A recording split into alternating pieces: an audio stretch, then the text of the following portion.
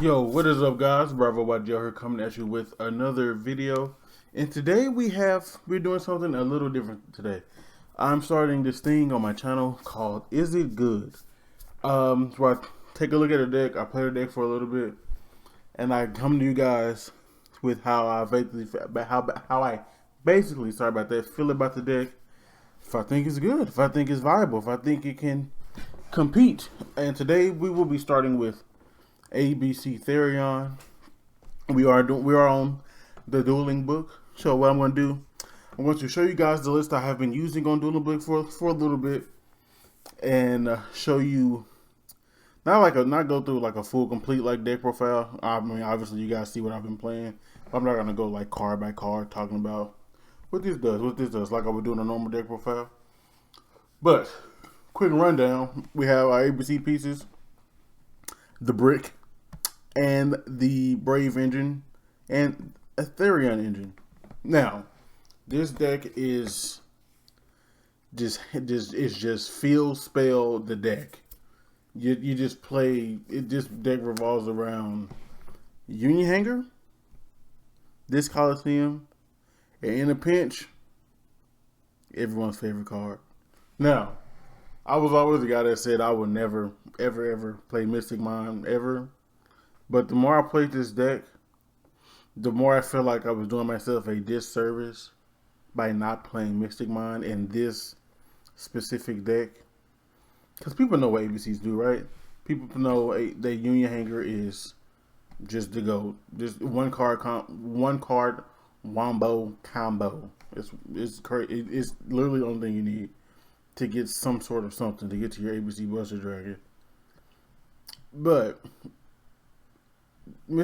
I won't say this deck. I won't say struggles to go second because we are playing the Brave engine, but this does help a lot going second. It makes your terraforming a lot scarier games 2 and 3 or whenever you're going second. It makes your terraform a lot scarier. Also, your set rotation a lot scarier. But um, the key cards of this deck, like I said, like I kind of hinted at, is the Union Hanger. Very important. You have to see it. Like you don't. Either you have to see this or you have to see unauthorized reactivation. Of course, we have our ABC pieces to get to our guy, the ABC Buster Dragon, and next we have Mr. King Regulus and this Coliseum. Regulus is also very important. You don't have to see Regulus. It's not as if you want to make full board, you have to see Regulus. When you see all three engines, when you see the Hanger, the Regulus, and the Enchantress, you're in tip top shape. I will say, I think this deck first turn board probably I feel like it's arguably the best first turn board in the meta right now, in the game right now. If you don't count like Scythe and stuff, we don't even count like Scythe because it's like stop, bro. Don't play Scythe. Don't play Scythe. Anyway, but like this, I feel like this deck's first turn board is very hard to play through. Now, a big problem with this deck. Remember, I was going through this. I said the brick. If you draw Union Driver, it is so difficult. If you draw Union Driver and you don't open an unauthorized, there are a couple ways to get around drawing Union Driver. Unauthorized. If you draw unauthorized, you can equip this from your hand. Because the thing with Union Hanger, it equips Union Driver. It can only equip from deck. So typically, you're equipping Union Driver from the deck with Hanger. But if you draw unauthorized, you're fine. If you open the Brave engine and a Regulus and you draw a Driver, you can add one of these guys with one of these guys. And your discard for Faithful can be Driver. And then Regulus equip Driver. And then Driver does his thing. But those are the only ways I see playing around Union Driver. So I have two replays for you guys, not full replays. One showing you how potent this deck can be, how crazy this first turn board is. It's actually a video of me getting exhausted by this first turn board. I was like playing games for fun. I knew I was going to do this video, and I had a replay set up where I make the first turn board, but in my replay you don't see what it evolves into. But this one, I knew I was losing this particular game, so I tried to play through it, but I knew there was no way. But for the sake of video, I did it for you guys. I took that shellacking for you guys. But going back to this deck going second real quick. The Brave Engine helps going second, just period. Brave Engine is great. It helps going second a lot. At Legal Night, I think it's fine. And also, this deck has room for hand traps. Also, Mystic Mind. I run, these here, the hand traps. I feel like the deck is it's consistent because you got you got the hangers, the disc Coliseums, got the terraforming, the set rotation to get to your field spells. You have to get to your field spells, and the 3 prosperity. But let's move into the good replay of me being sauced by this first turn board. Which one is it? It is this one. Yes. We are just going to play this replay. I am on this Sword Soul strategy here. I did not win a die roll, and as a result, I will be cooked. As you can see, he opens almost all 3 engines. He opens up Enchantress. No, he has all 3 engines here. He has Enchantress here. He has the Terraforming to get to his hanger, and he has the Disc Coliseum. His hand was super crazy. But we're just going to get to it.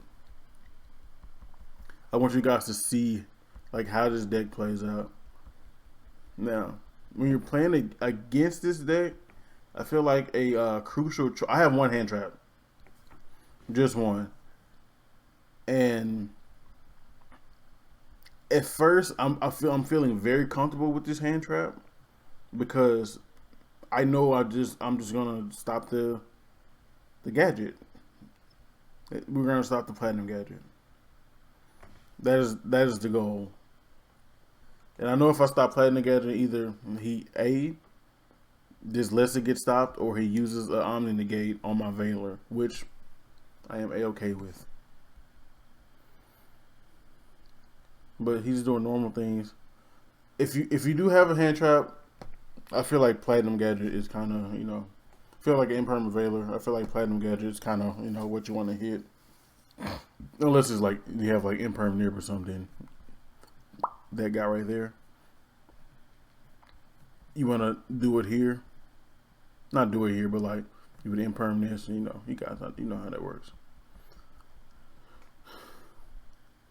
And then he drops this Coliseum on me, and I just knew this game was over. There's nothing we can do. Actually, 0 we can do. Now, if you do have impermanent, you want to do it before Regulus gets here. Because Regulus just sends itself for cost to negate, so it dodges your imperm. So you can't impermanent Regulus. You have to like imperm Regulus and then on resolution nib. So I go to Veiler, the Platinum Gadget. He has to negate it because as of now he only has the A here and the B. He doesn't have the C in play. Platinum Gadget gets the last piece in play.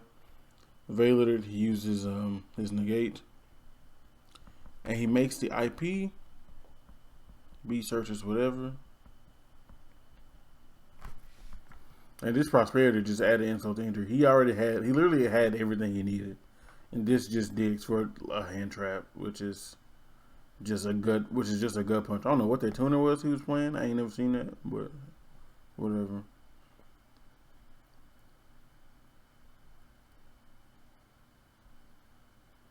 He sets his imperm, and he's gonna pass. Oh, he's not gonna play. He has to make ABC first. And this is the board. This is the board minus Regulus because he had to use it. But this is the full combo, guys. He opens all 3 engines. He opened the hanger. this Coliseum and the Brave stuff.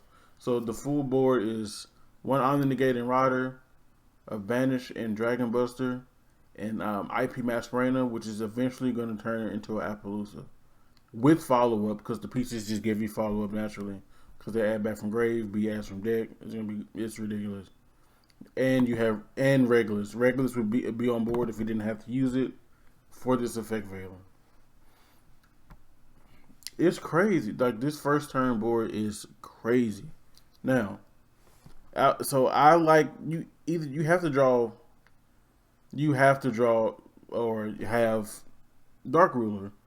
I mean, you could have Droplet, but I feel like you have to commit so many cards from your hand, at least 3 cards from your hand for Droplet, which is, I mean, it's kind of a lot. So this is my feeble attempt trying to play through this. Like I know I say think like there's a choice. Like there's nothing I can do. I go with Shuna. He used the effect to banish, gets rid of the Duster. I try to train Circle that fetches Negate. And then on Resolution, since he's already used the Dragon Buster just tags out into the rest of the pieces. And on Resolution of that, IP Masquerena just makes an Appaloosa. It's crazy. It's so good. This is the full board. You use your Griffin, you use your Regulus, you use your ABC, and then after that, your ABC bounce. Well, not in that particular order, but you have to use those before you can use IP to get the full value out of the board at least. And look at this follow up in his hand. He has 3 pieces in his hand. That's crazy. I activate Shathana, negate. Normal summon Moyi, negate. And then a low-key underrated part of this, I see in the normal situation, you would just go battle, beat over the Appaloosa, but he can just protect it with the Therion of this Coliseum.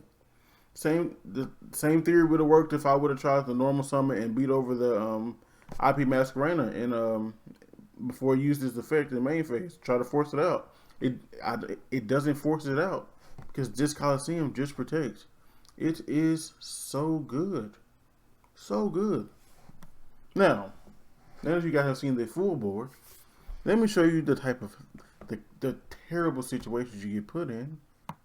This isn't going to be as long because it's obviously bad and there's not much that's going to be done. This is me trying to play the deck. As you can see, we have opened the driver. Opening driver is so bad. Driver is almost like, not almost like, it is like drawing like your vision hero increasing heroes, right? But it's worse. It's so much worse. Because I feel like at least heroes can pivot and have other lines of play, like Fusion Destiny, or you can just use Ferris as an extender. If you draw a driver, if you don't have a way to equip it, it's just kind of there, and your deck just doesn't do what it's supposed to. It is very, very rough. I mean, like this hand here is terrible. So I don't even remember this. I don't remember what I do with this hand all the way. I think I just set up Griffin and like that's it. Cause there's nothing. That's it. That's all we need to see. And I proceed to get sauced. But that is like, I feel like the biggest downside is that driver is so important to the deck but it's such a, like, you can't draw it, and it kind of falls into like awkward situation. Do you want to only run one of it because you don't want to draw it, and running one is how you guarantee yourself the least chance to draw it? But then you almost feel like you have to play 2 because you are gonna draw it. Like it's just, that's just how Yu-Gi-Oh works. Like you're gonna draw your brick, and it's so bad that, like, but if you draw it, it like completely shuts off your whole line of play, except for a few situations, like I said earlier. If you have an unauthorized reactivation, where you have Regulus in hand and you're able to get Driver in graveyard somehow, it is very, very tough. Very tough. But now I will. That's kind of how I feel about the deck. I will let you guys know at the end of the video if I give it the Bravo stamp of approval. And yeah, with that being said, guys, that's gonna be it for the video. Hope you guys enjoyed. I want to say thank you guys for giving me. I asked for like a week or two ago. I asked for suggestions in my comment section about decks I want to use that I could use for this specific series right here. I got a lot of really good answers, a lot of really nice answers, and I will be putting those answers to use and making videos on the decks that you guys put into put in the comment section. And yes, of course, I am going to make a Plunder Patrol version of this. I am going to talk about all of our favorite deck. So with that being said, guys, it's BravoYGO signing off. Peace. I think all in all, deck's pretty good, bro. That board is crazy. And mathematically, you have a very, very low chance of drawing Driver. And the deck's super consistent. A bunch of power spells, the Brave Engine, the Therion cards, Union Hanger, Mystic Mind. Like, I think the deck is good. So it does get the Bravo stamp of approval.